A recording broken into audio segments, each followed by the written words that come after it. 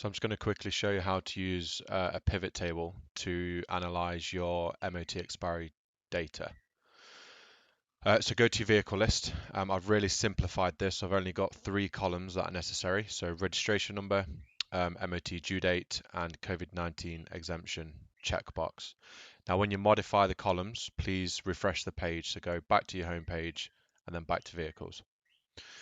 What I've then done is applied a filter to the MOT due date column because I'm only interested in the ones going forwards. So I've put 0106 ... and that's given me all of the MOTs expiring from June going forwards. Now, to do this accurately, you need to VRM refresh April and May because you want to see which vehicles have received the extension. So once I have the data in this format, go ahead and open in Excel. And it's going to produce a list, and I've already downloaded this. So here's the data that we're going to be working with in the 3 columns. So we're going to be using something called a pivot table, and a pivot table is very similar to how Power BI works, and I advise that you all get used to using pivot tables because it's the quickest way to analyze data without having to create a fancy dashboard. So I've got my table here. I go insert. Actually, you can't see this. Let me just change this.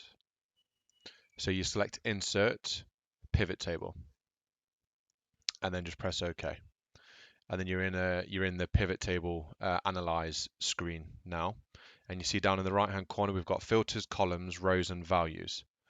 Well, in the rows we're going to put the date. So the next MOT due date is going to, we just drag it down and select rows. So now in the rows I have the dates, and the dates have a hierarchy of years, quarters and months. Well, we don't want quarters, so I'm going to remove quarters from here. So now the hierarchy is very simply years and months. And in the values, we're going to put registration numbers. So essentially, we want the count of registration numbers as the values for these rows. So in June, we can see that we've got 1,608 MOTs due. Just go back here. July, then you can see this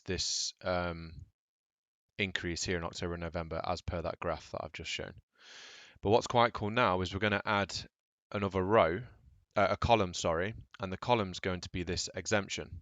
So if we add this to the column, we can now see which ones haven't been exempt and which ones are.